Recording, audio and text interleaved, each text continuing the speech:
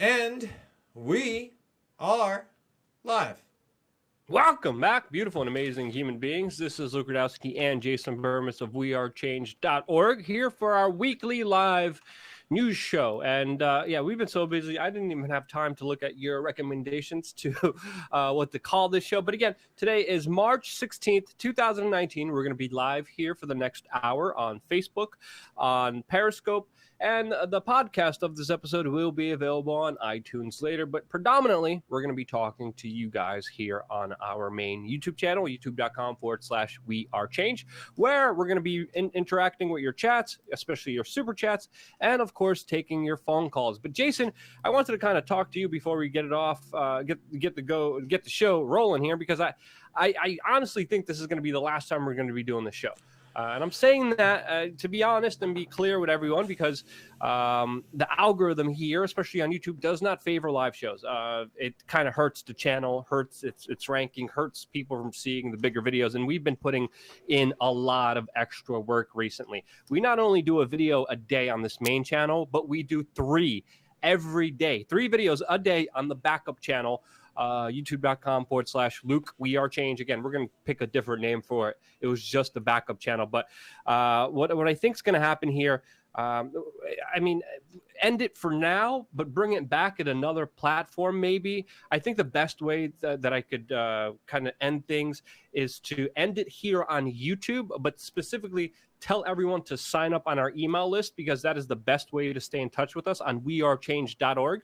And then hopefully maybe we could do the live show on an alternative platform, whether DTube or Tube or Minds, and kind of maybe work out an agreement with an alternative platform that will be more friendly towards us and will prioritize live streams and our interactions with people. So I guess stay tuned to the email list is the best way to pretty much find out where we're going to be doing the live show next. But for now, we're taking a break, and we're going to be doing a special live show next week just for the sponsors. So if you're a member, if you're a part of our Subscribe Star support network, if you're on the wearechange.org website as a sponsor, I think most likely we are going to be doing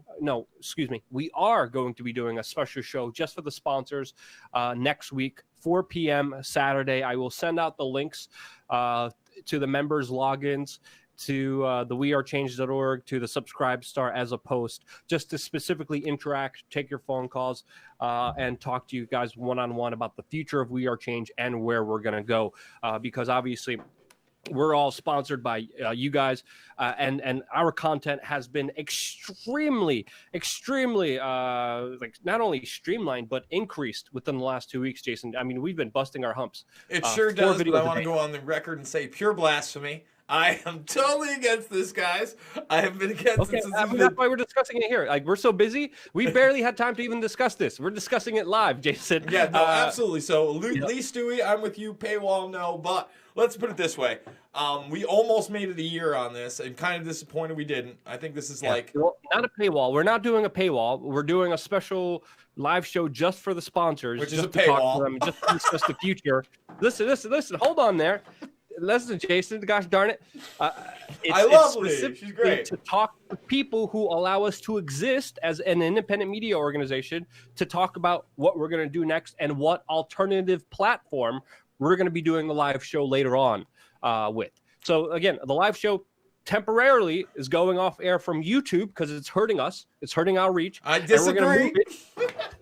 No, you look at the numbers again. Every professional that I talk to in this business, the numbers and the analytics and all that specifically say YouTube is hurting us because of this. And again, there's also a thing to, there's a number of issues to get here, but this is why I wanted to have this kind of, again, I want to talk to you about it as transparently as I could with the audience, so we could move forward in a good, better way. Well, I just want to say this too. We are doing 3 videos a day on the backup now. Yeah, we've been incredibly busy. Like today, Jason, we're going to be busy all day. We still got 2 more videos. We're going to be busy all day. Luke, I've been at my desk since 9 in the morning. Anyway. Exactly. Anyway, so to continue, guys, we've got those 3 videos. I'm pushing to Luke to let us at least live stream on there. I don't think it hurts us. I think the numbers actually speak much differently on the backup channel. You can look at the live streams, for instance, on the Dark Overlord. They had almost 30K if not more on some of them when videos were averaging under 1,000. So live streaming can be tricky. I don't know. I have a personal channel. I'm trying to live stream there late nights when I get a chance, or also on Mondays if I get a chance to, usually later in the day or God knows 1 in the morning. But at the same time, we do want to interact with our audience. In fact, Luke, we have 2 new members, Cal Blue and Eileen. Is it Eileen? Eileen, I'm sorry. Bavekwi, thank you very, very much. And, we do like to get your feedback and see what the chat room's about. But please go to the backup channel, hit the subscribe button, hit the notifications buttons, and you're going to get a lot more content from us. You're getting 4 stories a day now. In a lot of cases, you're getting an hour's worth of We Are Change content a day because me and Luke go back and forth for 25 minutes on a video. Yeah. I mean, seriously, like, we've been overhauling, trying to do our best to survive, and we need to do this. We need to bust our butts, hunker down more than ever, because it's becoming more of a skewed landscape. And I think this is going to be a good move, especially with the alternative, especially with somewhere where we could do this show and potentially even get sponsored by Minds or Steemit or Tube or DTube or any other alternative platform. We need to start to have a serious discussion with these individuals, because again, things are really ramping up where it's almost virtually sometimes impossible to exist as an independent voice. Everything is going up against us. And this is why I think this is the kind of better strategic move to discuss this openly and honestly with everyone. And I'm getting a lot of hate here. Looking at all the comments. Blasphemy. Luke sounds like he went off to the dark side. Luke, I am your father. Eba Uklarg. Oh, God. Oh, goodness. Some people, hey, Drew said he likes Minds, so that could be a possible scenario here too.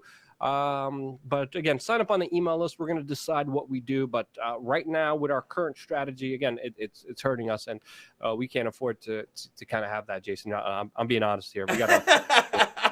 Hey, listen, man, I get it. We used to try to do, usually between about 10 stories after monologues, which would combine 4 to 5 stories once a week here. I like the live format. So, guys, like I said, like the live format too. It's fun. I like debating you. I like arguing with you. Now, every time we argue, you're going to edit the videos because you're the one editing the videos, and you're going to edit out all the points. That's bull. Now you're putting a conspiracy theory out. I don't do that. That's a theory. Okay, fine. That is a theory. That's my own personal theory. All I'm saying is this, guys. I'm going to try to work something out, because if you look at it, we really are, let's say just on the backup, you're getting 20 plus stories a week there. I want to hear your voice on that. We're going to find a way. In fact, we're going to take calls rather early on in this one, because we really only have 2 big stories we want to go over. And please feel free to call in about the stories that you really liked that we covered this week, or that you disliked that we covered this week, because now you got literally probably 4 or 5 hours of content every week before we hit the weekend. So, again, he's not wrong. We are busting our ass. Believe me, guys, it's not easy. Finding a subject, being educated enough to speak about it, not just going with the outrage mob. One of the biggest things that, I keep fighting on is that, we do have to do these stories where, for instance, the Moss story. I wanted to wait till today to talk about it because God knows, and it shouldn't be a political issue. And too many people have already made it into one. And if you've seen our video on that, hey, call in. We're going to take calls soon. Yeah, we're going to take calls. I mean, we're not going away anywhere. We're going to keep increasing the number of videos we do. 21 videos on the backup channel once a week. 21 videos a week on the backup channel. 7 videos here. And if there ever is a riot or a major protest, I will go out there and film live as well. So if any major events break down, I'm going to do my best to be out there. I should have been out there in France. I feel mad. I'm kicking myself from not being out there. Today was actually one of the biggest days, one of the most violent, one of the most intense days in Paris, in France, as of course, the French president Emmanuel Macron is literally going skiing, has photo ops of him on skis as Paris is literally on fire. Innocent people are being caught up in the flames. Buildings are just being torched. Cars are being torched. Police officers are running away. I've been tweeting about this like a madman, and I am definitely kicking myself for not being there right now in Paris, France, to give you guys these videos on the ground. I've been trying to get someone to go with me. It's been difficult to get someone to go who speaks English, who's with me, because again, this is a very dangerous job. It's almost impossible to get a translator down there. The best thing I could hope for is to have someone who's another kind of American with me who could at least be there for me if I get critically hurt or injured.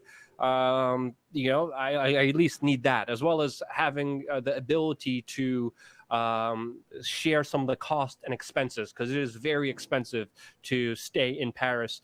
Like I think even on the cheapest Airbnb is like a 10-story 10 to 6-story walk up, no joke. You literally feel like you're coughing up your lungs after walking up there, and a little old bathroom, and that's 100 euros per night just to stay there. So being able to share resources and have someone there that speaks English in case something bad happens to one of us, it was very important, and I couldn't find anyone to go with me, so I wasn't able to be out there. So I apologize for again not being out there in Paris, France. We got a super chat from Jesse Smith. I think I'm gonna miss Jesse more than anything from these live shows, even more than the debates we were having here. But he gave us another super chat. Do you want to read it off, Jason? Yeah. Can you organize a mass migration to the same platform? I wish it was that easy, Jesse, obviously. Owen Benjamin needs... This is what we're going to be talking about. This is what we're going to be strategizing and talking about next week. Sorry, go ahead. He says, Owen Benjamin needs a new stream service. So does Alex Jones. Mark Dice will be banned soon enough. I don't know that Mark's getting banned. And God bless Mark. I may not agree with him, but, I love his shtick of the 3 to 6 minute rant and rave. It's funny stuff. I like his books more than anything. By the way, I do those covers, so please get those books and read them up. Mark Dice will be banned soon enough. Get all the alt media on the same page. Listen, so it's financially feasible. Let's do some brutal honesty right here. Okay? Can we do that right now, Luke? Jesse. Well, that's what we did towards the beginning of the video. Well, listen. This is going to. Why I'm getting my butt chewed out here. This might be the most brutally honest video we ever have to do on the alternative media. Look, not everybody in the alternative media can be economic partners, and quite frankly, it's very cutthroat behind the scenes, guys. All right, I'm not going to sit here and name names and be an asshole, but I'm more than willing to go on somebody's network and talk with them and give them information and share this and that. But there are those that would like to manipulate things in their own manner and wouldn't be happy unless they were the ones that were financially dominating that situation. Quite frankly, I'm happy. I just learned today that Paul Joseph Watson, for instance, is going to be doing his own thing. Good. I like more independence. You look, I like that there's an OAN out there. What is it? OANN, I believe. OWN. They're great. As far as like collaborating, great. But when you start talking about projects or networks, it never works. It never, ever works. I can even go back collaborating, Jason, is difficult with people just being like, my channel. I'm like, gosh darn, all right, can we do both? No, only. I'm like, oh, all right, whatever, man. Yeah. It's difficult a lot of times. Yeah, exactly, man. Before you go on, Larry Tinsley, he's one of the members. He asked a question in our chat room. He says, is Pulse Change your backup channel? That's the only thing that came up when I searched Luke We Are Change. Yes, the URL is youtube.com/Luke We Are Change. But if you search for it, you have to search for it under Pulse Change. Again, we put out a whole post on YouTube asking you a real name that we could have for this, because this was just random that we started doing this. We still didn't even have time to look through that. Sorry, Jason, go ahead. Yeah, no. So again, you have that, but let's go all the way back to the days of, and you'll remember this, Luke, Genesis Communication Networks. Now, this was before video streaming was economically feasible for everyone. So you had to have a lot of money to be able to stream your show on like a prisonplanet.tv, okay? No one else was able to do that except for in very low quality, and you'd have to have very high quality computer and high quality internet. Now, listen, me and Luke have some cool rigs, but I'm telling you, everything in front of me right now, everything combined, is well under $5,000. That is not possible in, say, 2007, 2008. So you have a Genesis Communications, you have an RBN, and behind the scenes, these quote-unquote patriots would talk some Johnny nonsense and some smack like you would not believe. Now, there are some great people out there. There's some people I miss dearly. Jim Mars is one of those people. We lost a guy you could have a beer with. He was never cutthroat about anything. Not that I did a lot of business with the guy, but, give you the shirt off his back kind of individual. Not everybody is like that. You have to understand, people look at this as a career. You know, people start saying, wow, what more can I have? What more influence can I have? And I got to tell you, I've never looked at this as a fame situation. I got into this behind the scenes doing documentary films without my face in them, Luke. You know what I'm saying? Before you could become a YouTube star, before Instagram existed. And it's because of the medium that this is that I've chosen it, because it reaches the most people. Video reaches the most people. Everybody speaks video, guys. Not everybody speaks English, but if I can show them a video of the yellow vest in the background and what's going on, they can go, whoa, that's crazy. So, you know, Yeah. Jesse, I don't know there's a platform out there. I think as long as YouTube at least lets us on here and they don't start restricting speech too much, it will be the go-to platform. When they tighten the grip too much and lose too many creators, that's when the new platform will be created. It won't be out of a genesis of the Patriot or Truth community coming together. What do you think, Luke? Yeah. I mean, I remember I met Jim Mars too, really awesome guy. Jim Tucker was another of them, another person like that. Sadly, these two people are still, not with us. They passed away, but they were great human beings. And I agree, there's going to come a choke point, but it's coming. I think it's clear with the small actions that are taken and the people who are being wiped off randomly. It's coming to that kind of crescendo, and it's really just a matter of time. And that's another big aspect here that we have to understand. And I think, we have to be the sharpest. We have to be the best. We have to really hone in on everything because we're more vulnerable than ever towards just being completely taken down. And that's why, I think these decisions are very important. Corbett report, David Icke, I think are other individuals that are pretty kind-hearted and very nice in this movement compared to some other ones. I just wanted to kind of shout out the people who are still, with us that I've seen the least amount of flaws in. Everyone has flaws. Everyone has their hang-ups. No one's perfect. This is why we always say, think for yourself. Don't trust anybody. Don't ever put anyone above yourself. But, verify and look at all pieces of information as much as you can. Because again, it's independent media, came out of nowhere. We rose out of destroying the mainstream media. And now the mainstream media is fighting back with everything it has, trying to, of course, take us down. And it's a serious conflict. It's something that is only beginning. I think that's very easy to say. That's my take on it. Should we take a phone call, Jason? I think that we should take a phone call, my friend. And that number, oh no, I don't even have it up here anymore because I deleted that whole scene. Hold on. So I guess you're just going to have to listen to me, and I'm going to type it in. 607 542 9184. That is 607 542 9184. We got another super chat we can go to in the meantime. 607 542 9184. Go to unauthorized.tv, made by Vox Day and Owen Benjamin. Whole new streaming service on Roku and app stores. I mean, it should be interesting. You got to understand, guys. Oh, there it is. We got our first call. This platform, allows a large reach. New platforms, not a lot of people are going to be subscribing to. We don't want to cut our own throats. You are live with Jason and Luke. What would you like to talk about? Hey, Jason, I want to talk about the race war that's going on against the white race. It is a worldwide program. The race war against the white race. I don't think one exists. That's why I just ended that call. Hold on one second. I wasn't able to hear anything. Yeah, okay. Like literally, I'm trying to gesture to you. I can't. Yeah, I know you can't. Yeah. Next caller, what's your name? What would you like? Law Johnston. I've just kind of want to say hey to the guys. I've hung out with them a couple times. Well, thank you, sir. So I don't know if you follow us, but what do you think is the most pressing story of the week? Right now, definitely the yellow vest. The New Zealand shooter thing, of course, and I thought you were talking to me. Skeptical evidence surrounding that definitely has my attention. But the other thing is the extraordinary pressure that's being put on alternative media right now. All right, I appreciate that. I'm going to bring that up with Luke right now. And thank you so much for the call, my man. So he was talking about the two biggest stories being out there, Luke. Obviously, the New Zealand thing. And we were talking about how the other people in the media were actually, we talked about 4 people in custody, 1 that was just being questioned, but 2 that had weapons, right? Yeah, there's another clip going around as the event was unfolding with two people with weapons walking around.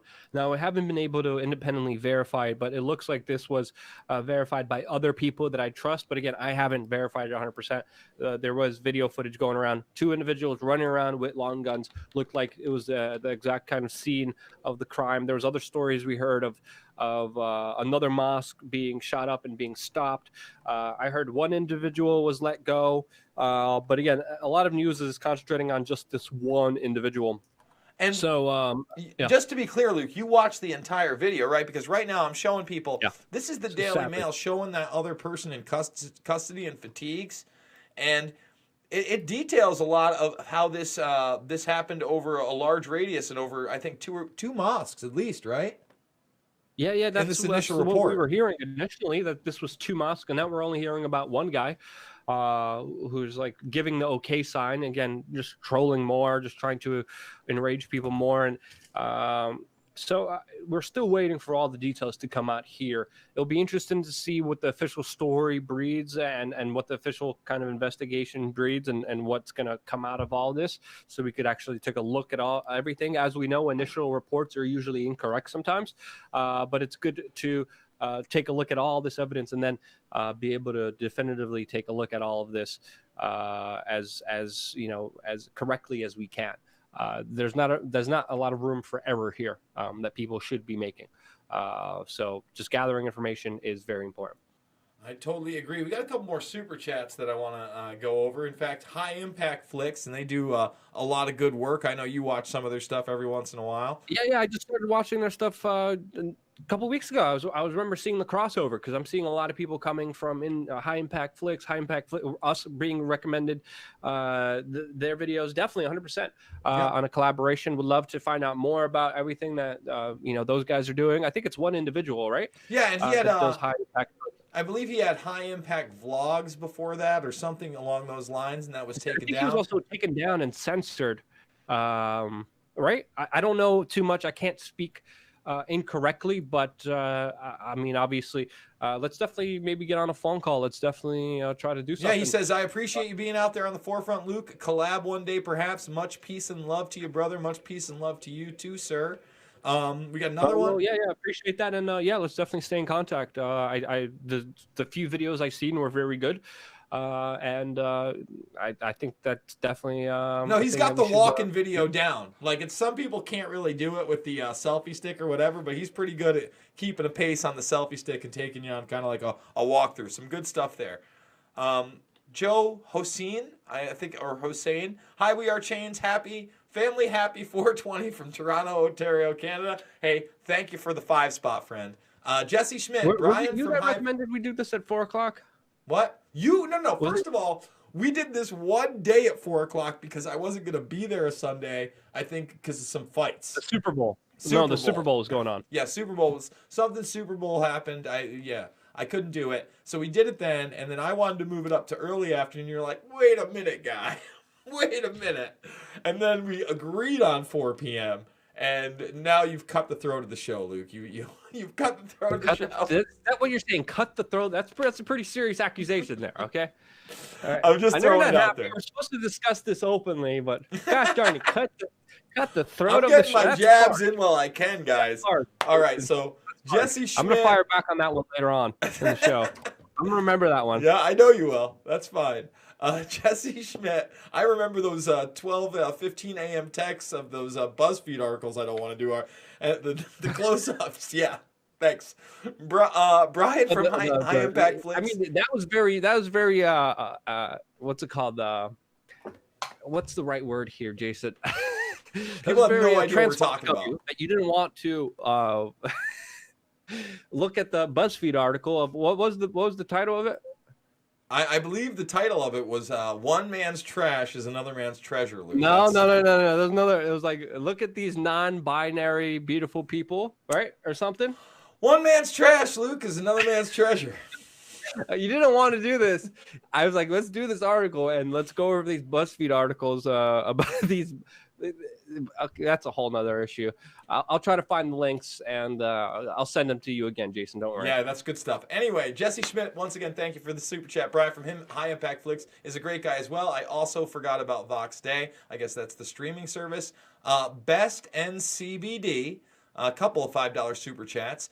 Do you think the live stream problem could be a promotion algorithm issue? Jimmy Dore's Saturday stream gets thousands of people watching. Now, we've hit, I think our max was, well, other than you being in Paris, we've hit $2,000 a couple times. We've been in the 1,500 range. Right now we have 568. What was the most we got on the live stream? Like, what was the most I got in Paris? Paris, you hit over 9, I think. I think you just hit right about 9.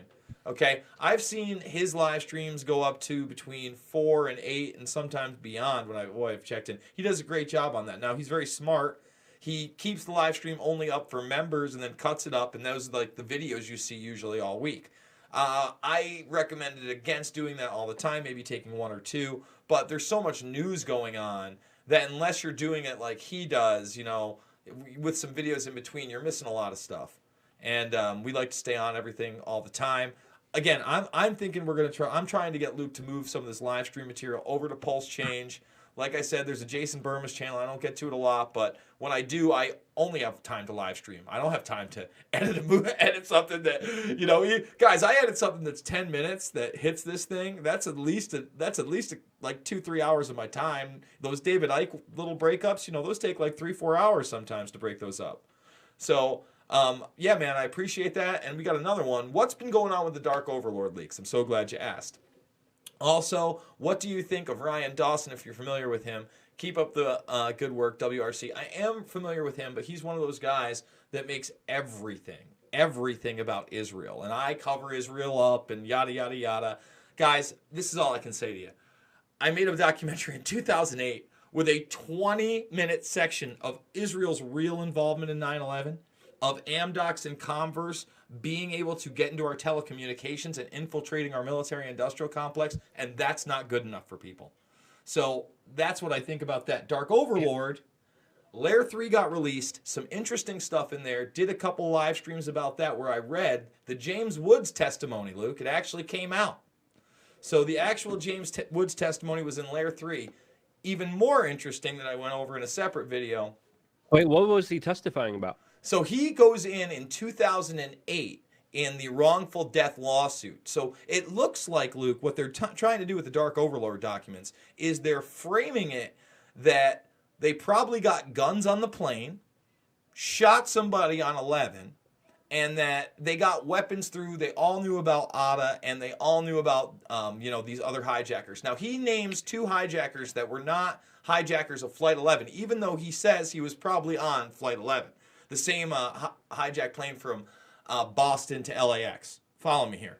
So Hamza Al-Ghamdi and Khalid Amidar are the 2 of the 4 that he can name definitely. Now, those people, respectively, supposedly hijacked 175 and what was the other one? 77.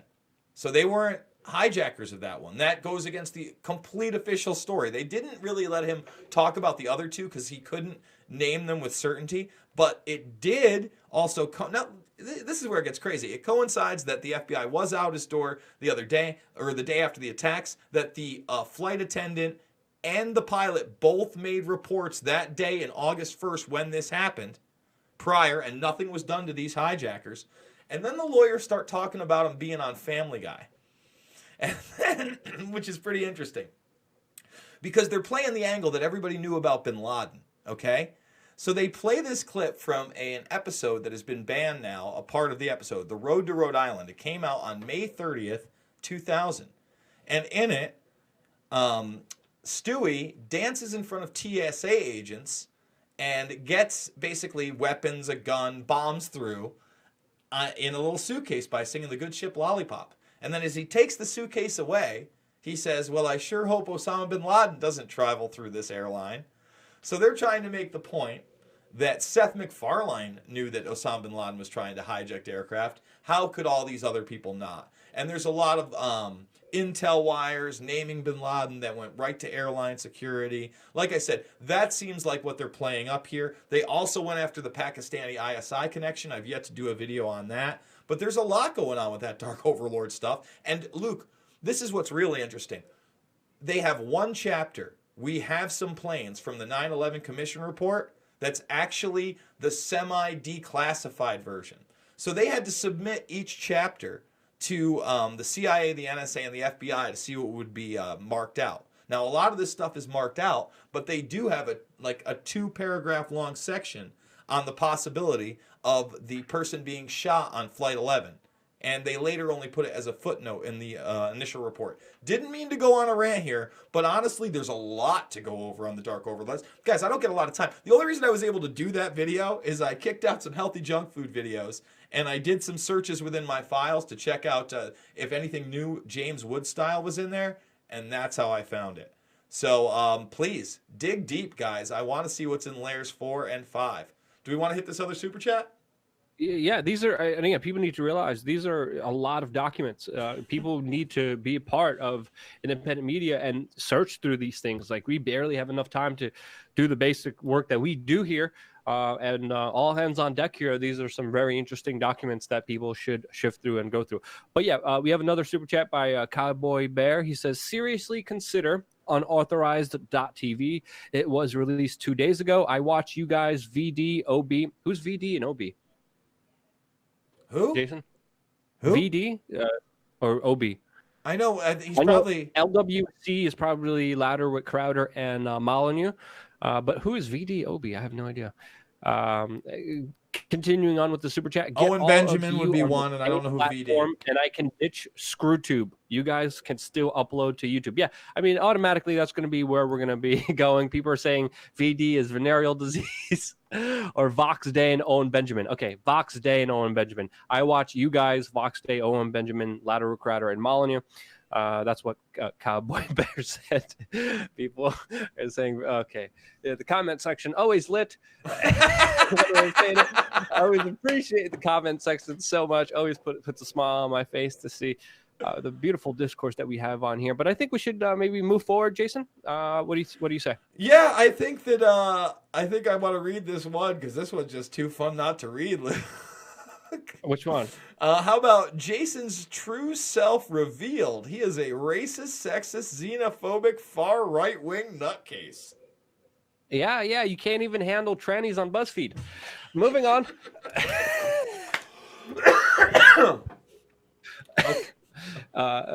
Wait, we got another super chat by Jesse Schmidt. You want to take this one? Sure. Unauthorized TV could work. We control all the other YouTube people all over the platform.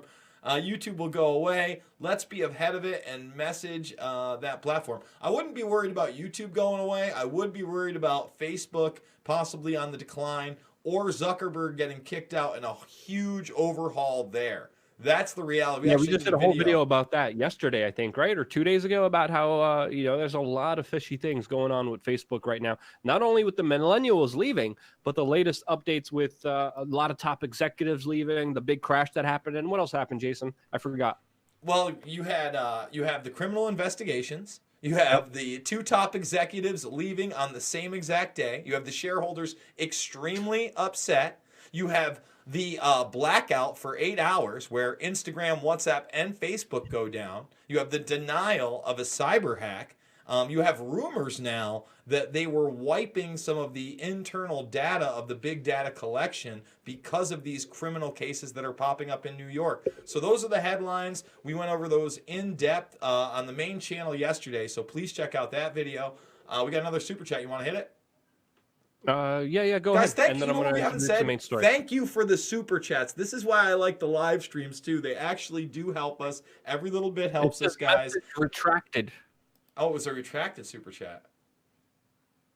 Oh, well, excuse me. Again, we got to be careful because again, YouTube has too much control. Not only with just how much percentages they take, but also at the same time, if YouTube sees a super chat that they don't like, they're going to donate it to whatever organization they like. People also have to realize that as well. Again, very little respect for the user and the creator on YouTube, which is why, again. A whole number of reasons that we could get into. But Jason, if you're okay, you want to jump into the main story? Yeah, absolutely. So there's this new this is Well, are You we wanna- doing that one first? What are we doing? We doing China first? let's do the combat one. Let me do the combat one if that's okay. Yeah, that's what I just thought. look Okay. you. All right, Yeah. go for it.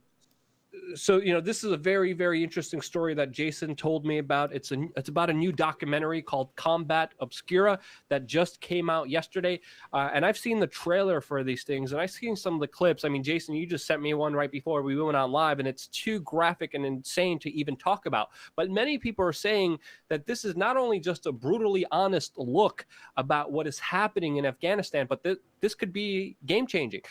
We have the trailer. Should we play a little bit of the trailer? And we have to be, again, Jason, extremely careful with just the insanely graphic, disturbing nature and the disturbing reality that is coming out of this documentary, Simina Verite film that even the trailer and even what people are writing about it is astonishing, to say the least. Yeah, so what we're looking at in the background here is the trailer for this thing. It's now on video on demand. I got to tell you, I'm probably going to watch it over the weekend, guys, because from what I saw, I can't believe this is out. This is from 2011. This was done by an actual Marine, and it looks like the most brutally honest war depiction that's out there. And you listen, guys, I have vet friends. I've seen enough. You've seen enough. We've seen enough from the leaks to know how brutal this thing really is. But some of the stuff we're not going to show you, and we can't show you, I don't think we can even talk about some of the things that are happening here, Jason. I mean, me and you both know a lot of vets. We know a lot of people who've been over there, and a lot of them who've come back hurt. One of the bigger kind of realizations in my childhood was when I was doing a school project about depleted uranium. And I met a vet who came back after the first Gulf War, and his life has been ruined because the government lied to them. And the pictures and media and information we're getting about these wars that are presented to us on the mainstream media is the absolute absurd lie. And when you really get a good look at it, when you really get the reality of it, there's no way you could stand for war, especially one of the longest wars. No, excuse me. The longest wars that the United States has been involved in, and that, of course, is Afghanistan. A war that, again, made absolutely no sense at all, and it's only increasing not only global opium trade, but also where it has the United States officially standing behind militants and the military that they prop up that commit child molestation. And that is a policy that the United States military is okay with. They were caught guarding the poppy plants. They were caught protecting and keeping people in power who were pedophiles and predators, punishing soldiers who would speak out against it. Those are the people who got criminal charges, to the absolute insanity and just completely backwards nature of this big conflict. Sorry, Jason, I cut you off again. Go ahead.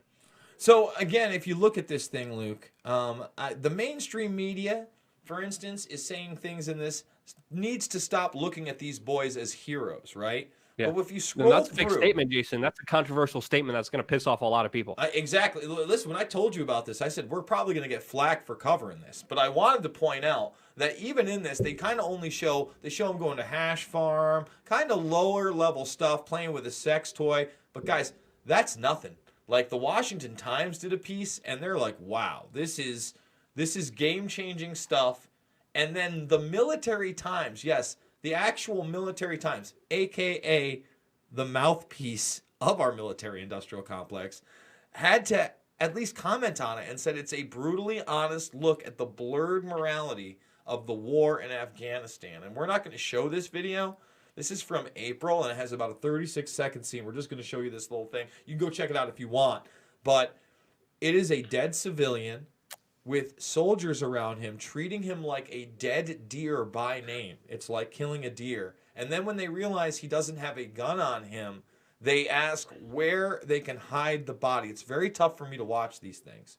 But it's even tougher for me to remain silent and act like it's okay to still be in these countries and have these things happening like they're not, Luke, and supporting the politicians, the establishment types like Joe Biden that want to run for president, that Beta O'Rourke's that want to stay there. I mean, get out of here. This shit has to end, bro. It's absolute lunacy to have And again, let's call it what it is: brainwashing, absolute brainwashing. What we have on television compared to the actual reality, not only that the soldiers have to deal with, but also how the military contractors just screw the soldiers over time and time again. And this is an important topic to talk about because we have to understand a historical context here. There's a reason why now a lot of journalists who go to the war zones go as an embedded team within the U.S. military, where they of course are closely watched. There's a reason the military spends so much money on PR, not only on Hollywood, but also specifically watching and making sure that journalism is pretty much their bigger PR mouthpiece of this big war machine instead of the truth. Because historically, it was the truth about the Vietnam War where journalists would go there and report on the absolute madness of it that ended it. Truth ends wars. Real journalism ends wars, and we don't have any of that. This is a first kind of look into the reality of some of the grotesque, horrible, inhumane situations. One of the worst things in our world are coming from Afghanistan.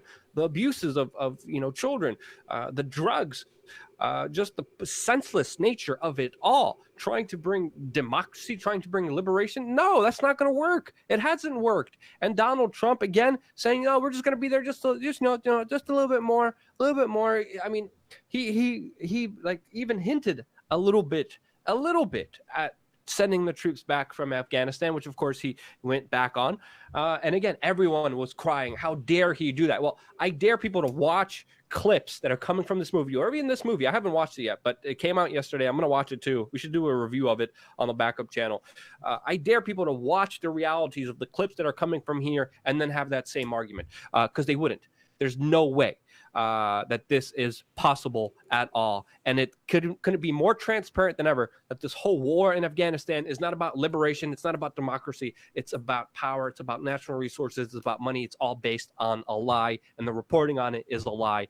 And finally, we get a little peek of the truth. And wow, surprisingly, it's shocking, Jason. Again, it's not that shocking for me and you to talk about these things. We don't have to look at them right in the face. But the fact that this was able to get out there, it's not military cleared, that he was on the ground with these units, that you are going to get a brutal, realistic, non-propagandized look into what this is really about. This isn't Zero Dark 30, guys. This ain't Hollywood. These are kids. I'm a big proponent of self-responsibility and getting out there in the world. But you got to realize, when you take an 18-year-old kid and you throw them into a 3-month-long boot camp for the first time they've ever been away from their family, and you literally put them through these brainwashings, you hand them a gun, and within 18 months or less, they're in a foreign land where they don't understand the people. You don't think that's a volatile situation? I mean, you don't think tragedies are going to happen? And again, for all the wrong reasons. Afghanistan is not a threat to us. Okay? The Taliban was never really a threat to us. Al-Qaeda was a made-up threat to us. I'm sick of all this Muslim outrage and hating. The bottom line is, when you look at large-scale attacks, they always have the earmarks of government at least funding those radicals, if not facilitating the attacks themselves, like in the World Trade Center bombing in 1993, when the FBI had to make the bomb their own informant. Come on, guys, wake up. Yep. Or creating blowback and situations that lead to these disastrous global situations where now there's, literal, let's be honest here, there are crazy people who do want to hurt other people because of this radicalization. And a lot of it, again, has been directly financed by covert operations, by larger operations to overthrow leaders, like we saw in Syria, like we saw with the Iraq war, which, again, we also covered on this week's channel, on our backup channel, that, the Bush administration knew that they were going to create this huge mess in Iraq, and they still did it anyway. They knew there was no WMDs. They knew what would be the consequences of those actions, and they did it anyway. And they're not being held accountable, and the media won't even remind you about the biggest lie that was sold to the American people and to the world that has cost, again, conservatively, people say 500,000 lives. Some people say over 1 million lives. Regardless, one life too many based on absolute bullcrap, and it needs to end, and it ends with the truth. That's how the Vietnam War ended, and with short glimpses into the reality of it and people seeing it, hopefully that could happen in this situation as well. Okay, yeah, that's my take on it. Whew. I don't know if there's anything else you want to say, or if anything people want to say in the comments section. We also got some super chats before we move on to the second story that I wanted to talk about today. Yeah, let's hit the chats. Let's see what we got here. Scott Thompson says, or I'm sorry, Dave, I missed you. Greetings from Belgium. Paris was fun again this Saturday. Yeah, it was lit. I mean, I wouldn't even say fun. I would say just about as violent as I've ever seen it on camera. More violent than ever that I've seen it on camera. Yeah. I mean, there was entire buildings lit on fire. There's people stuck in buildings that were on fire. Absolutely. I mean, definitely it was one of the most violent ones that I have ever seen. And again, I've been saying this since December, Jason. Mm-hmm. Since December, I've been, reporting, researching on the ground in Paris and saying, hey, guys, this is only the beginning. Everyone was kind of discrediting me. Everyone was saying, well, maybe we'll continue, maybe you won't. It's probably going to die off. I'm like, guys, you don't understand. This is going to go crazy. What just happened moments ago in Paris is proof of that. And it's only going to get worse from here, especially with the spring, especially with the water cannons not being as effective because, again, the weather's getting better and it's not cold. People, it's only going to enrage people even more. And again, this is only the beginning of what people are going to be calling the European spring all over Europe, happening very soon. Sam Thompson says, thanks for keeping it real, guys, with the thumbs up. Well, thank you, Sam Thompson. William Hagan, hope you guys will cover SFFAS 56. So while we were waiting, I checked that out, and this is an accounting statement that was just released today on the classified activities and the Federal Accounting Standards Advisory Board. Only a 17-page document. I just perused it quickly. I'm not sure exactly what I'm going to find in here, but if it's a financial accountability of where they're putting their classified activities into, there could be some good nuggets in there. So, William, who knows? Maybe we will do a backup channel video on this once I get to take a look at this document. Yeah, I want to discuss this next super chat, if that's okay, Jason. You got it. Satellite of Discontent says, then explain why everyday Muslims won't disavow jihadis. Again, you're talking in mass generalizations and are ignorant to the fact of how many Muslims there are, how many sects of violence there are. And there are prominent Muslims that do speak out against radicalization, against jihadis, against the Wahhabist, radicalized versions of Islam that are very violent, that are very oppressive, especially the person that was recently classified by the SPLC as a radical. He sued the Southern Poverty Law Center and won over $3 million because a part of his efforts were de-radicalization, even though the SPLC characterized him as a radical person. The people I interviewed in Somalia are a great example. We did a video on this YouTube channel when I'm in Mogadishu, Somalia, talking to a man who literally lost dozens of his family members during a failed U.S. raid, and how he is now in this community trying to convince the kids and his family not to join al-Shabaab to fight against the United States for attacking his family. His family, well, of course, was farmers. His family was, of course, innocent. And he, of course, was one of the other individuals who was actively talking about and also put his life in danger for trying to make sure that people don't join al-Shabaab, crazy radical Islamists. So, again, Muslims are a huge generic topic. Obviously, there's a lot of people who scrutinize. There's a lot of things to scrutinize, but again, we're lumping in, and when we talk about generalized topics like Muslims, there's a lot of room for error, and all could be true in different circumstances and different instances, and you have to be extremely careful how you pick and select and how you use your words, because again, you could make an argument for anything once something is so generalized, because you could pinpoint different examples of so many different things that you want to highlight. And again, the truth is a lot more gray around this specific issue. That's my take on it. Anything else you want to say about that, Jason? Yeah, let's play devil's advocate for a minute. How about maybe they don't want to disavow the people that might be fighting the people that just shot the guy that was an innocent Muslim who didn't have a weapon. Yeah, I understand. Blowback's a real thing. That's a good argument to make. Well, no. I'm saying, for instance, they won't disavow jihadis because they have American troops in their country killing their neighbors that are not jihadis.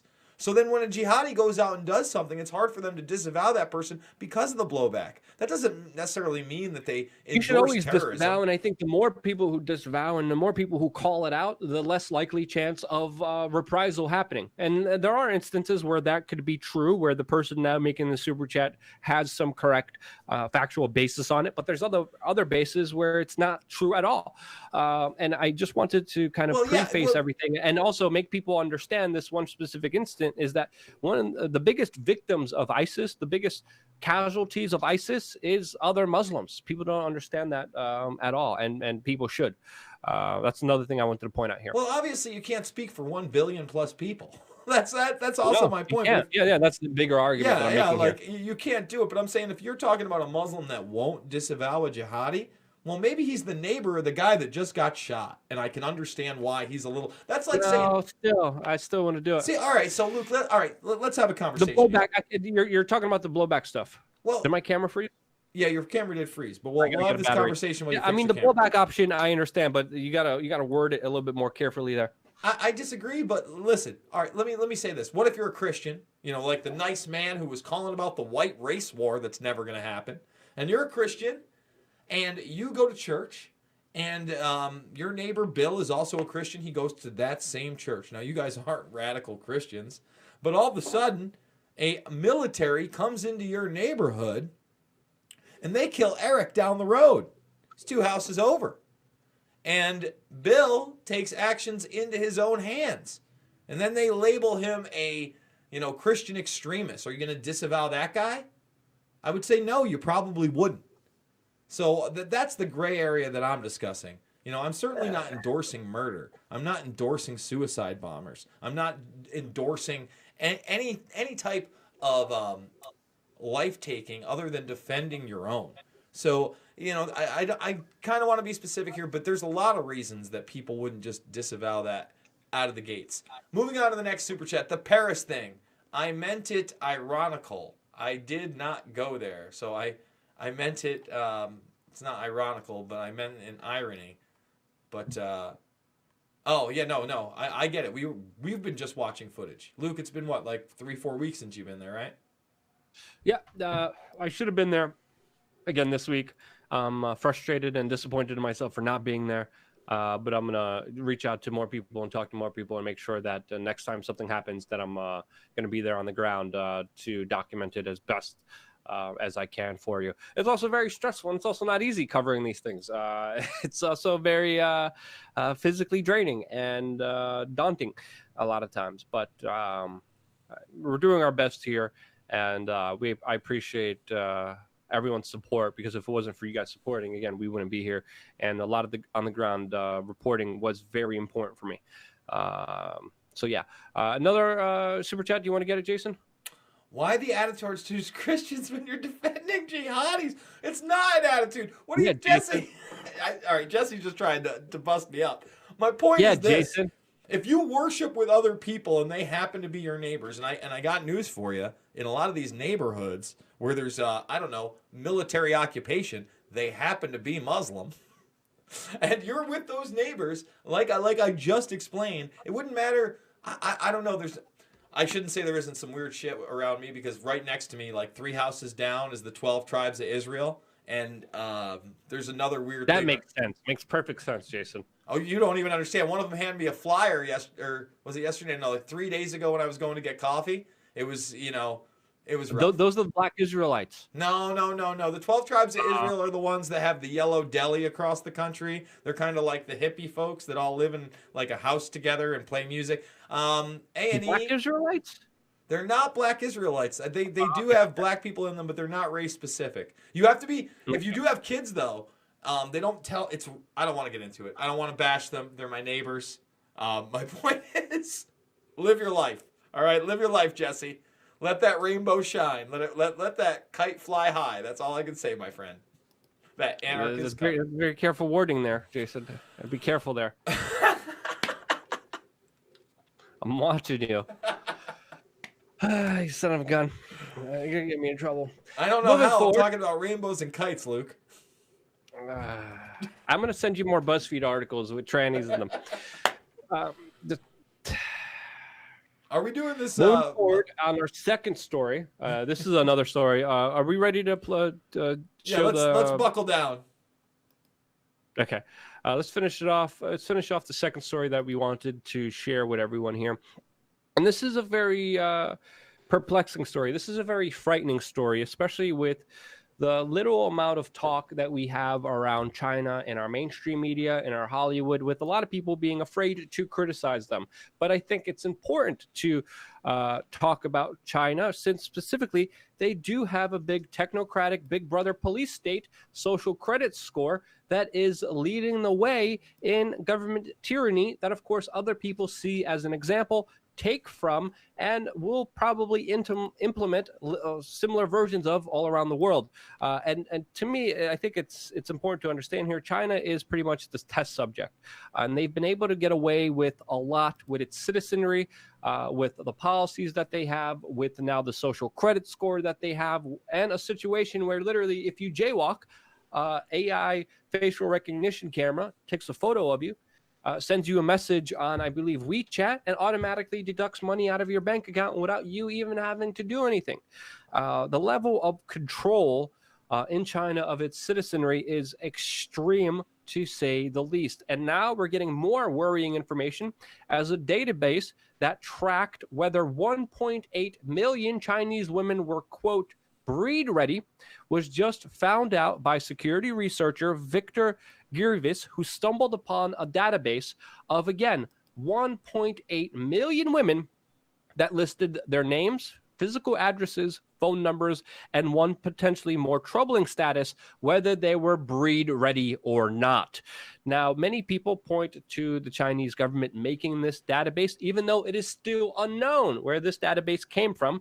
But the reason many people point to the Chinese government is because there was a similar database that tracked ethnic Muslims, the Uyghur population in China, with great detail, with another database that was also found, but was also used by the Chinese authorities.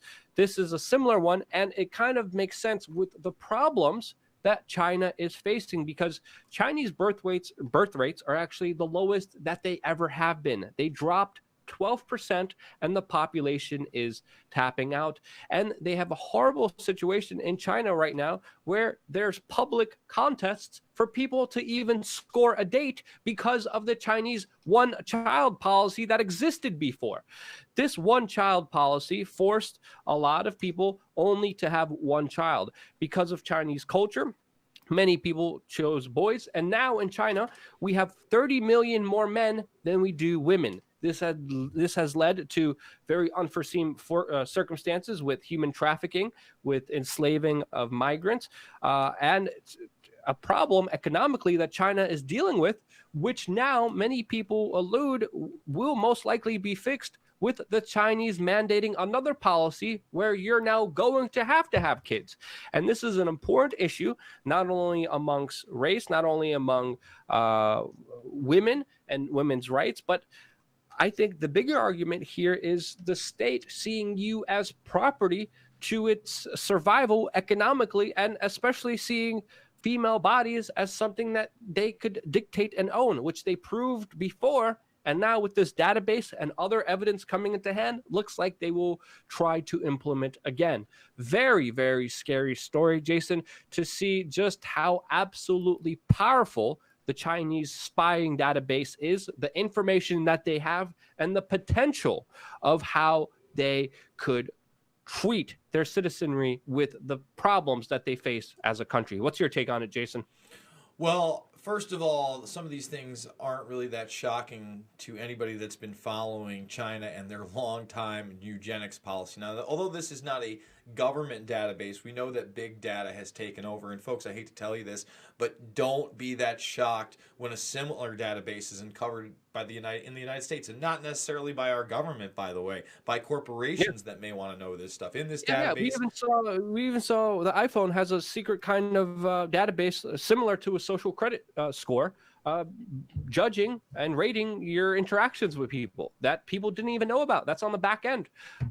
Scary. Sorry. Go ahead, Jason. No, and again, with their long-time eugenics history, 1979 was their one-child policy. And if you listen to this, it says, in a subsequent tweet, Gevers, by the way, this man, he's an amazing hacker. He's Dutch. He's part of the Dutch Ministry of the Interior. He found this data cache.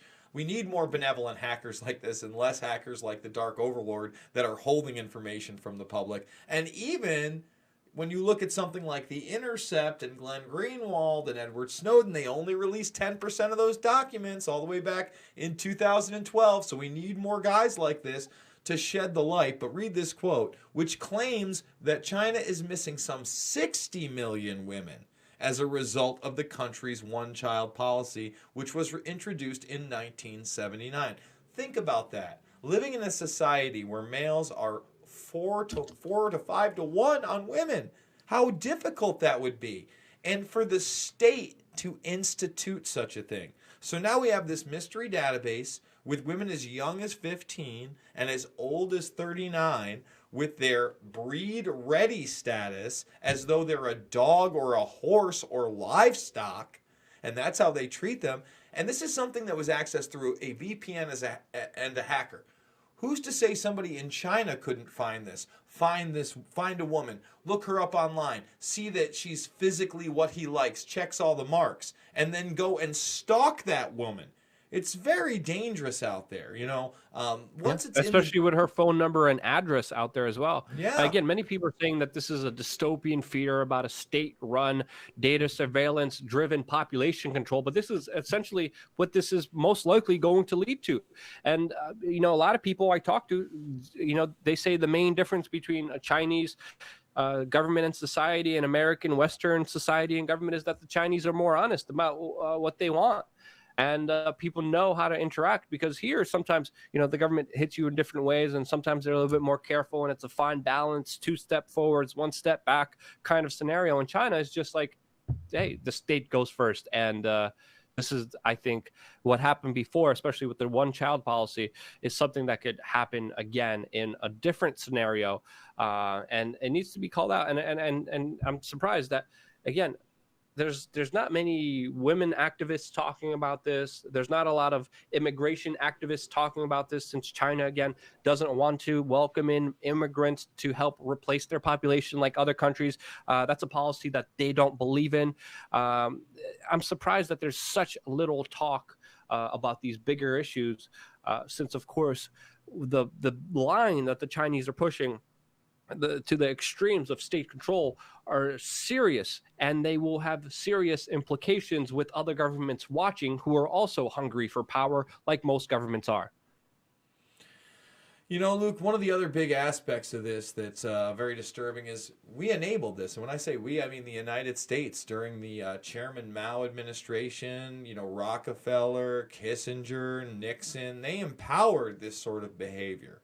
And now, they went over to China and literally said, well, we're going to open up China to the world, make it a quasi-communist capitalist, really just an authoritarian state, and create pretty much slave labor with factories for cheap goods that could be produced for the top corporations in the United States. It was Henry Kissinger who was a part of that major deal. It was David Rockefeller that he was acting on the behest of. And we need to hold those people accountable for these larger actions, because it's creating a country that's becoming more and more of an issue to deal with, not only with its own citizenry, but also its goals for global hegemony and its goals to be a world power.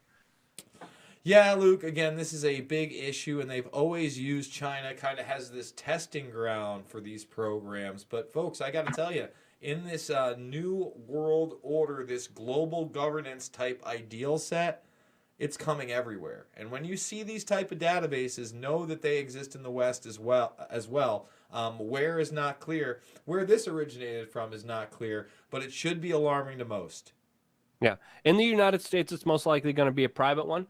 I'll bet you Facebook already probably has a lot of this information already on you. I bet they already have databases, but we don't know about them, especially Amazon with all the technology that they're building as well, especially Google. It wouldn't surprise me at all. And I think this is why there's been such a big critical kind of outcry with the latest news that Google was going to be partnering with China. Now that relationship is still unclear, but again, very, very serious implications, especially with technology advancing, especially with people using technology to control others. And this highlights a big fear that I think all of us should see as a reality, and all of us should call out and try to prevent from happening.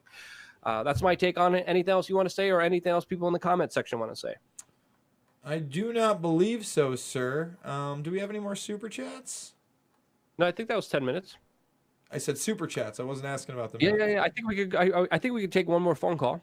All right, guys. I'm going to open up the phone calls. Let's not talk imaginary race wars or hate.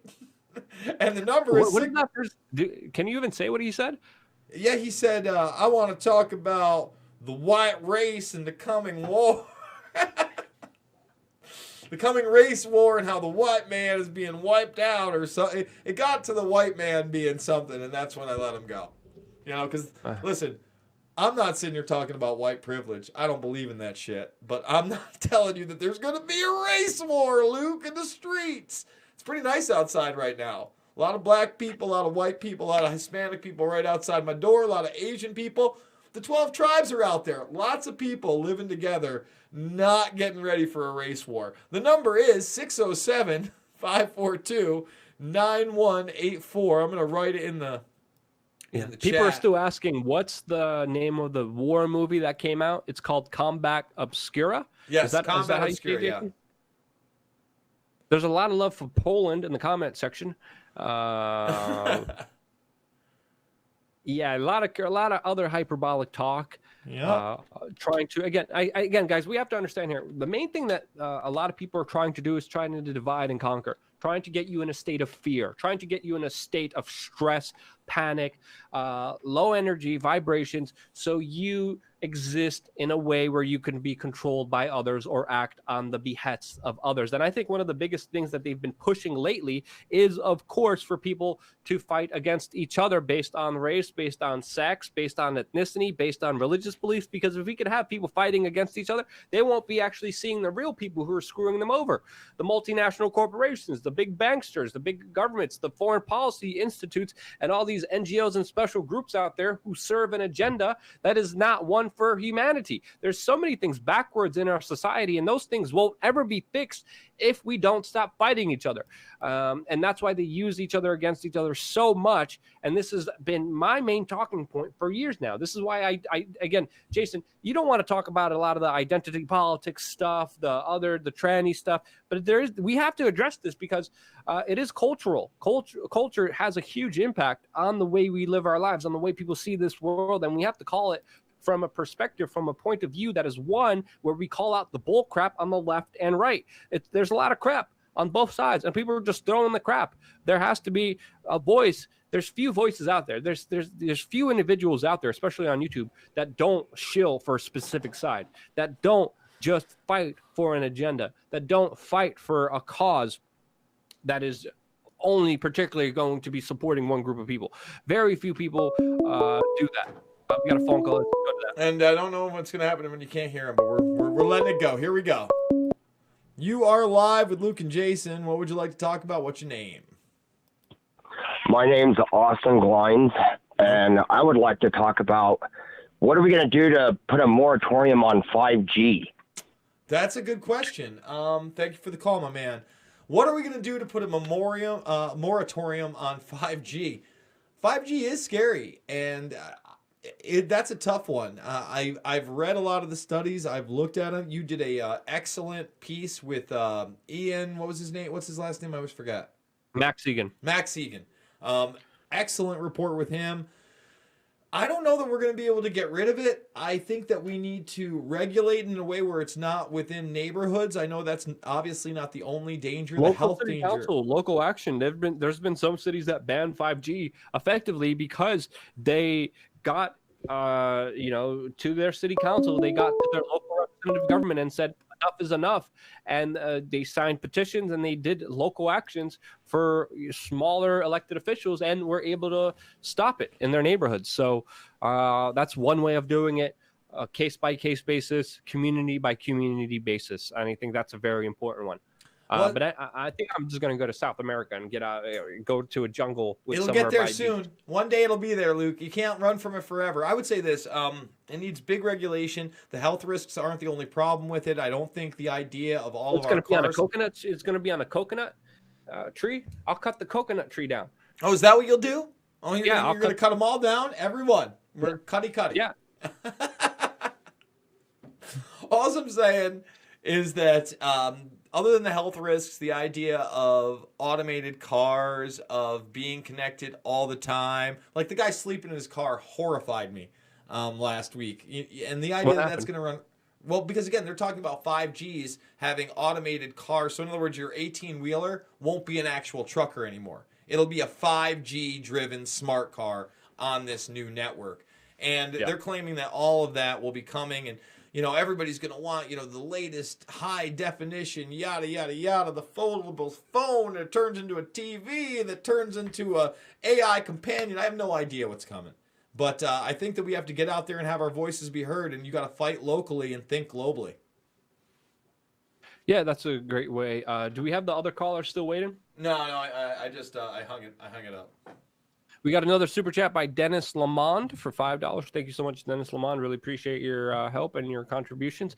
Again, we're gonna do a special sponsor viewed live stream next week, 4 p.m. Wait for the notifications on that specifically, and then we're probably gonna move this to another platform and go from there. But again, expect over 28 videos? 28 videos a week now from us on this channel, on our backup channel. Yeah, man, there's so much work to do, and even though me and you, Jason, we disagree on a lot, it's still good doing this work with you. I think it's a good dynamic. I think it's a good show. I look forward to arguing with you as much as I can and debating about the ideas of minarchism and anarchism. I think that's one way to classify you, minarchist. Constitutionalist that believes in small government and checks and balances, sir. That's what I believe in. Yeah, just a little boot stamping on you. Oh my God! Here we go. But I'm reading the chat rooms. Appreciate all you guys. Appreciate you, Jason. Even though we disagree sometimes, it's fine. It's awesome. It's fun to debate. Let's definitely do it more. And definitely want to say I appreciate all the people who've been a part of these broadcasts, especially all the people who've been regulars, people like Jesse Schmidt. I look forward to talking to High Impact Flicks as well. That should be interesting. I'm definitely going to reach out to those guys. Anything else you want to say, Jason? Nah, brother. I just hope that everybody has a good weekend. Remember to hit that like, share, and subscribe button. Ring those bells for notifications. It's Luke We Are Change for the backup, and mine is Jason Justice 911 if you want an occasional live stream. We're going to be doing live streams. Hold your horses, Jason. Right? Just wait a little bit. Occasional live stream out there. If there's a riot, something goes down, I'm going to be there. We're going to be live. Maybe because since we do 4 videos, maybe what we could do, again, just thinking out loud here, we could do maybe just a stream on the backup channel that we would delete, or a stream just for the sponsors that we would delete, where we just go over the full 4 stories of the day and we talk about it, and we just shoot the stories as we talk about them. And if we make mistakes, we just say we made mistakes and just go back. What do you think about that? That's another option here too. I'm all down for whatever. I just like I do like the interaction with the audience. And Jesse Schmidt is right. Tomorrow, actually, in my little town, it's already St. Oni's Day, so there's already drunk kids all over everywhere I'm at. It's time to go drink some green beer and celebrate Catholicism. And I've decided maybe Conor McRaper, my fictional MMA character, that has nothing to do with any actual person, may live stream a little bit of an Irish party tomorrow, like early, like 7 or 8 a.m. before I go get some coffee. I mean, Conor McRaper, what's wrong with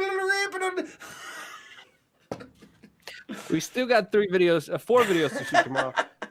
2 more videos to put up on the backup channel. Jason, I got nothing else to say.